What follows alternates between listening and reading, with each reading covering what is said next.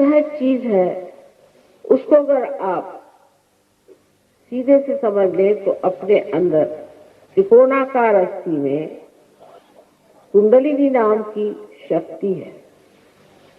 उसको कबीरदास जी ने सुरति कहा। लेकिन इंसान हर चीज को इस तरह से बिगाड़ता है कि जिस बिहार में इतने बड़े महात्मा हो गए वहां तंबाकू को सुरति कहते हैं।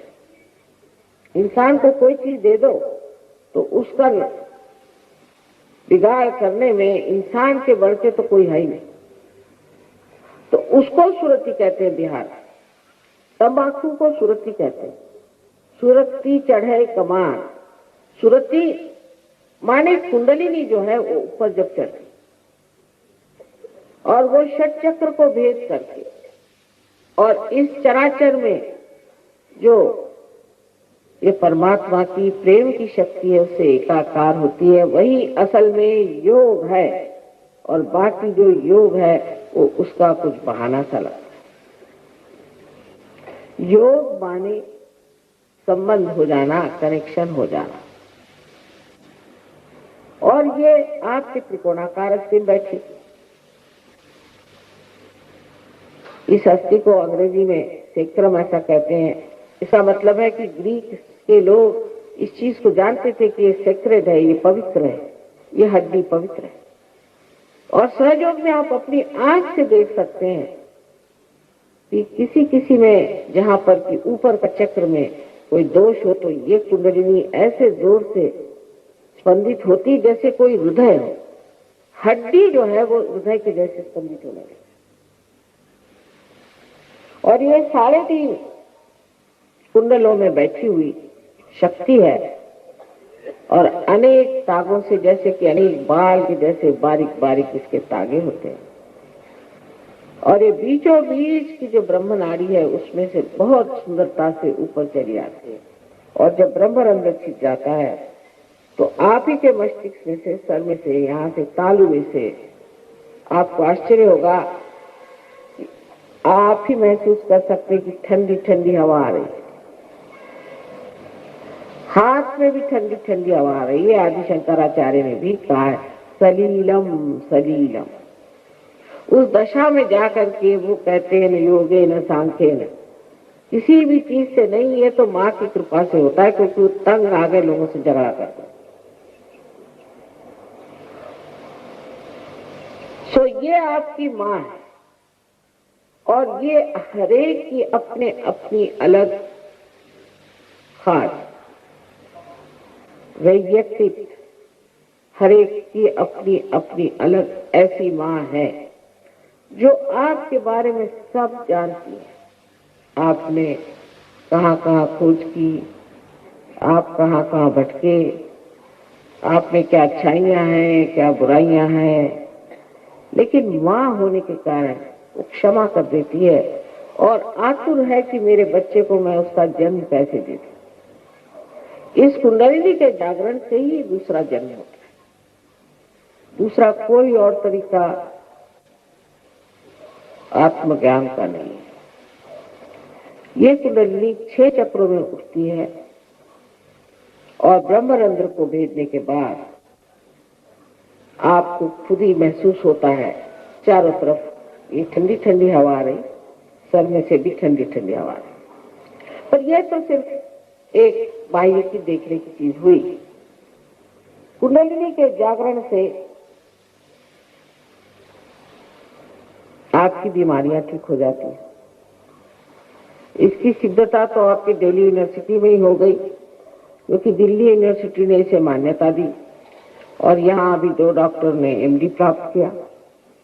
उन्होंने इस पर रिसर्च किया और वो हैरान हो गए कि एक आदमी जो सहयोग करता है और जो सहयोग नहीं करता है उसके शारीरिक सौष्ठव में, उसके शारीरिक शक्ति में और दूसरे आदमी के शारीरिक शक्ति में ही बड़ा अंतर है। और भी जो साइकोसोमैटिक जो कि असाध्य रोग है उस पर भी मेहनत की गई है और उस पर भी देखा गया इससे असाध्य रोग ठीक होते हैं। तो आप ही के अंदर आपकी शक्ति है और आप ही के अंदर आपकी दवा भी है और आप अपनी ही चीज को प्राप्त करते हैं। इसमें हमारा कोई लेना देना नहीं बनता, कोई भी लेना देना नहीं, सब आपका अपना है। जब आप अपनी ज्योति को प्राप्त कर लेते हैं तो आप भी दूसरों को जागरूक कर सकते हैं और आप भी दूसरों को ठीक कर सकते हैं। आप भी उनकी बीमारियां ठीक कर सकते हैं, क्योंकि जैसे जागृति होती है बीमारियां ठीक हो जाती हैं। बहुत सारे असाध्य रोग सहयोग से ठीक हुए हैं इस 19 साल में हमने देखे। लेकिन अधिकतर बीमार लोगों का ऐसा हाल होता है कि जब तक ठीक हुए बस वहां भाग कर हो जाते। वो ये नहीं सोचते कि हमें प्रकाश मिला है तो हमको भी दूसरों को देना चाहिए। तो परमात्मा भी ये सोचते हैं कि ऐसे लैंप जो जलने नहीं वाले तो उसको ठीक करने से फायदा क्या। और दीप जला के कोई टेबल के नीचे नहीं रखता है, उसको ऊपर रखना चाहिए जिससे दुनिया को फायदा हो। दूसरी बात, जो मानसिक क्लेश, मानसिक तकलीफें जो हमें होती है, इस तरह से बहुत से लोग हैं उन्हें डिप्रेशन आ जाता है, साइकोलॉजिकल, कोई होते पागल हो जाते हैं और बहुत से लोग ऐसे होते हैं कि जो मेस्मराइज रहते हैं, इनको समझ नहीं रहता क्या करें क्या न करें, चीखते हैं चिल्लाते हैं। ऐसे लोग भी सहयोग से बहुत से लोग ठीक हो गए। लेकिन सबसे तो कमाल हुई है कि सबसे कमाल तो हुई है कि जो लोग ड्रग लेते हैं,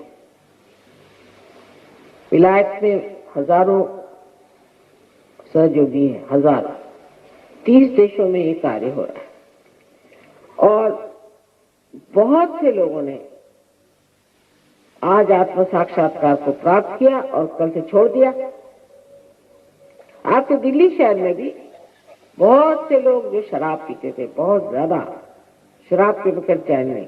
मैं नहीं कहती आप शराब मत पियो, नहीं तो आधे लोग उठ के चल जाएंगे, लेकिन थोड़े हमारे गली में आइए तो शराब छूट जाएगी अपने आप।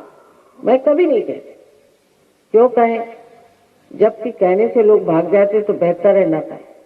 अगर कोई आदमी अपने हाथ में सांप लेके खड़ा है, उससे कभी तेरे हाथ में सांप है और अंधेरा है, वो तो जिद्दिया जाएगा, नहीं सांप क्यों है, आप कौन से बड़े समझाने वाले, रहने दीजिए अपनी अकल। उसी वक्त आप लाइट लगा दीजिए, फौरन सांप छोड़ देंगे। ऐसी चीज, क्योंकि मनुष्य स्वतंत्र हो जाता है असली माने में, उसको किसी भी प्रकार की चीज दबा नहीं सकती।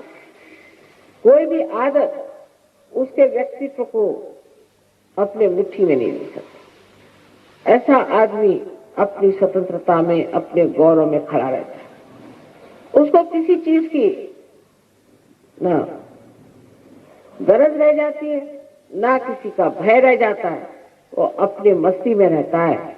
जैसे कि कबीरदास जी ने कहा कि फिर मस्त हुए फिर क्या बोले।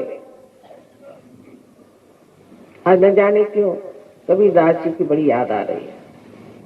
वो भी दिल्ली आए थे, बड़ी मेहनत कर गए, शायद होगी इन सब संत साधु औलिया, निजामुद्दीन साहब यहाँ हो गए, बड़े बड़े औलिया भी हो गए। इन सब की मेहनत से ही शायद आप लोग आज यहाँ पधारे हैं अपने आत्म साक्षात्कार के लिए।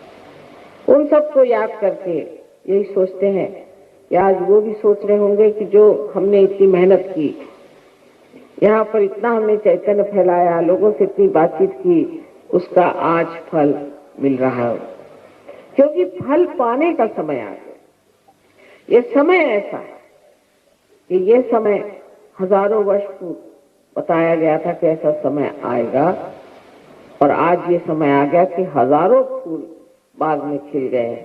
पहले तो एक ही दो फूल खिलते थे, लेकिन आज हजारों फूल खिले हुए हैं और संसार में रह करके ही आप इसे प्राप्त हो सकते। संसार से भागकर नहीं, संन्यास की बात करने से नहीं, संसार में ही रह करके आप इसे प्राप्त कर सकते हैं।